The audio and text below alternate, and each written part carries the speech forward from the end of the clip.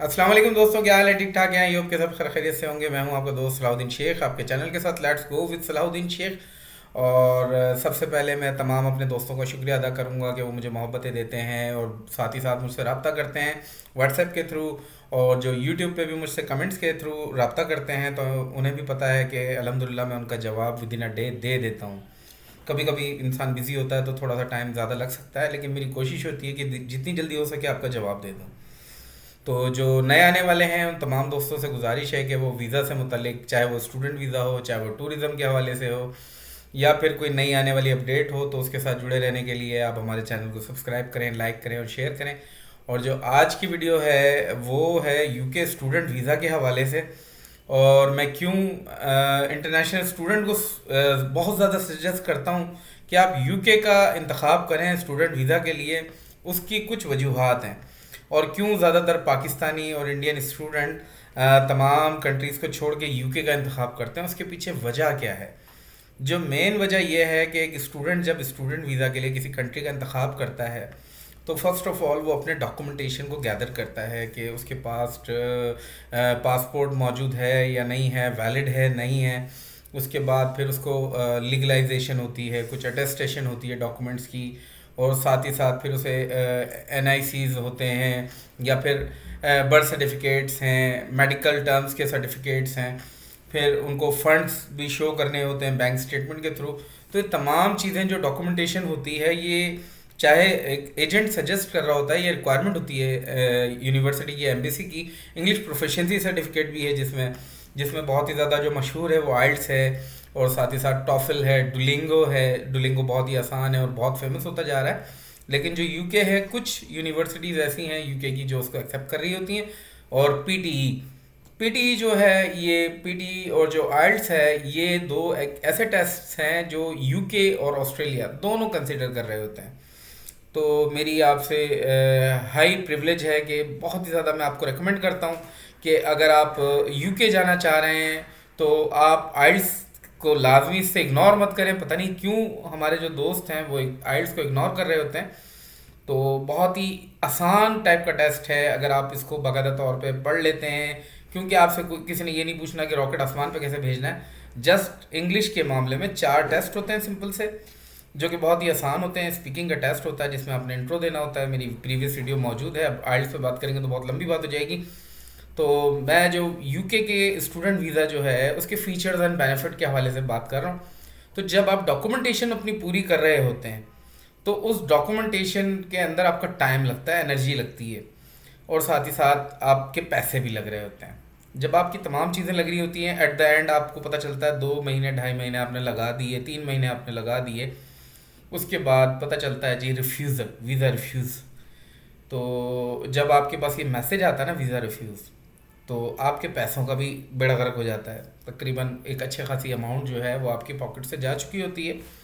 और सेकंड ये है कि पैसा तो चला गया आपका, साथ ही साथ जो आपने ख्वाब बनाया था कि आपने कहीं जाना है पढ़ने के लिए, आपने कुछ प्लान्स किए होंगे कि मैं ये डिग्री मुकम्मल करूँगा, उसको करने के बाद मैंने ये करना है, वर्क परमिट लेना है, या कि मेरा इरादा है कि मैं पाकिस्तान से बाहर या इंडिया से बाहर जाने के बाद अपना फ्यूचर प्लान करूँगा। वो सारे ख्वाब आपके मलिया मेट हो जाते हैं। ये मैं डिस्करेज नहीं कर रहा हूँ लोगों को जो दूसरी कंट्रीज़ का इंतखाब करते हैं, क्योंकि देखें, इट्स योर ओन प्रिविलेज कि आप कहाँ जाना चाहते हैं। लेकिन यूके का इंतखाब उन लोगों के लिए है कि जिनकी प्रोफाइल थोड़ी सी लो है।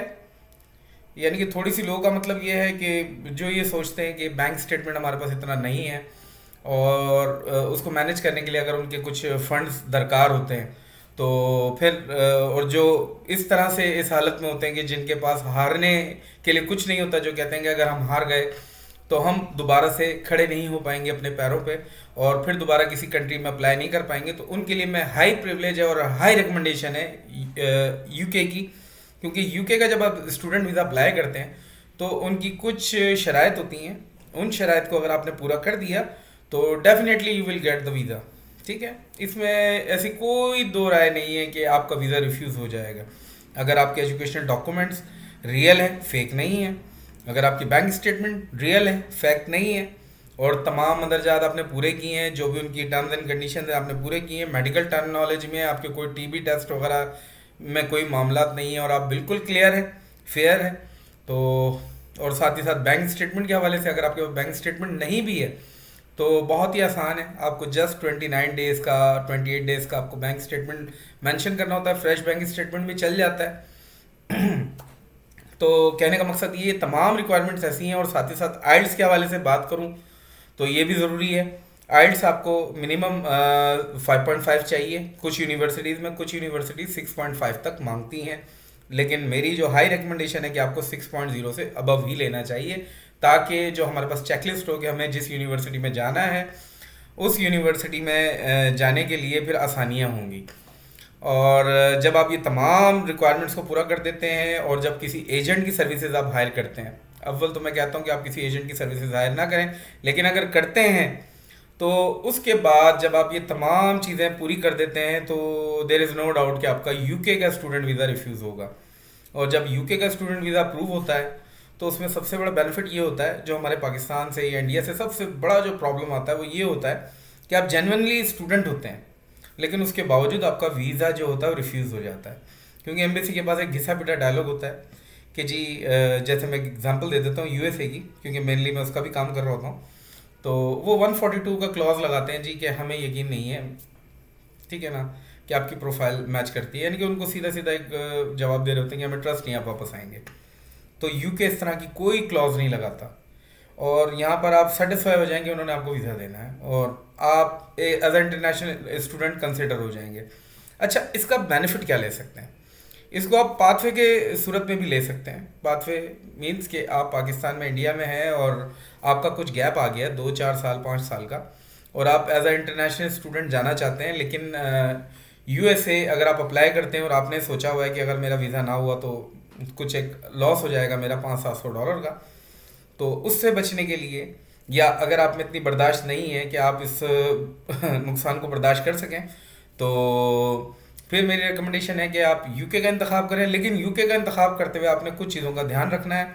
आपने आइल्स पे तरजीह देनी है, क्योंकि आइल्स के बगैर ज़रा मुश्किल होता है यूके का स्टूडेंट वीज़ा, क्योंकि ये उनकी रिक्वायरमेंट में शामिल है। लेकिन अगर आपके मार्क्स अच्छे हैं, यानी कि इंटरमीडिएट में अगर आपने एफएससी किया हुआ है या 12th ईयर ऑफ एजुकेशन की हुई है इंडिया से, तो अगर आपके मार्क्स अच्छे हैं बांग्लादेश से, तो देर इज़ नो डाउट के may be they will wave your आइल्स।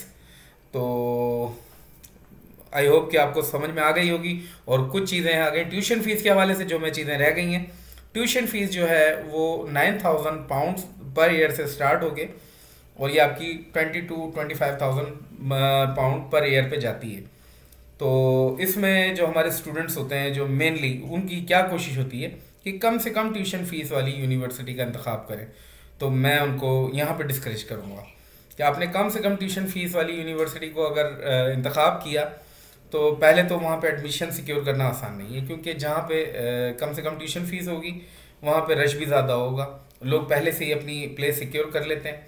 और दूसरा ये है कि आप रैंक को भी देखा करें यूनिवर्सिटी के, आप जिस यूनिवर्सिटी में जा रहे हैं उसका रैंक क्या है, क्योंकि उस रैंक से फ़ायदा ये होना है कि जब आप वहाँ पे रहेंगे और पढ़ेंगे, उसकी फ़ीस आप अदा करेंगे, तो उसके रिटर्न में आपको एक डिग्री मिलेगी। और उस डिग्री की वर्थ जब ही होगी जब आपकी वो जो यूनिवर्सिटी है वो हाई रैंक होगी, मिनिमम इतना हो कि टॉप 100 में उसका नाम होना चाहिए। तो अगर ऐसा कोई फ़ायदा लेंगे तो उससे सेकंड आपको जो बेनिफिट मिल सकता है वो ये, या तो आप अपनी होम कंट्री में आके अच्छी जॉब कर सकते हैं, इवन कि उसी मुल्क में आपको वर्क परमिट मिलना भी आसान हो जाता है।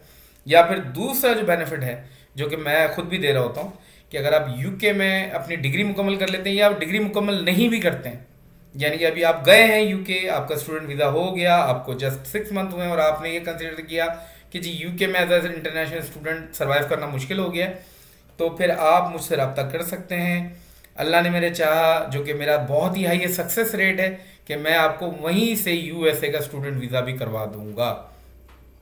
तो वहाँ से जो वीज़ा रिजेक्शन के चांसेस हैं बहुत ही माइनर से होते हैं।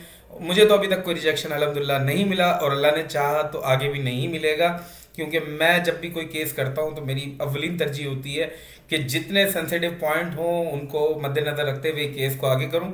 क्योंकि मुझे जो पैसे मिलने होते हैं वो तो मैं फ़ीस, यानी कि जब आपका वीज़ा लग जाएगा उसके बाद ही मैं आपसे ज़्यादातर कह रहा होता हूँ। तो मेरा इसमें क्या फ़ायदा है कि सिर्फ आपको अप्लाई करवाने से मेरा क्या फ़ायदा है, मेरी ज़ात को क्या फ़ायदा है। तो मेरे ख्याल से आपको यूके का स्टूडेंट वीज़ा के हवाले से सारे मदरजात पता चल गए होंगे, और कुछ चीज़ें रह गई हैं इंशाल्लाह मैं सेकंड वीडियो में पूरा करूंगा, क्योंकि ऑलरेडी 10 मिनट पूरे हो चुके हैं। मैं नहीं चाहता कि मज़ीद ये वीडियो और लंबी हो और आप लोगों को मज़ीद बोर किया जाए। चलें नेक्स्ट वीडियो में मिलते हैं इंशाल्लाह। अल्लाह हाफिज़।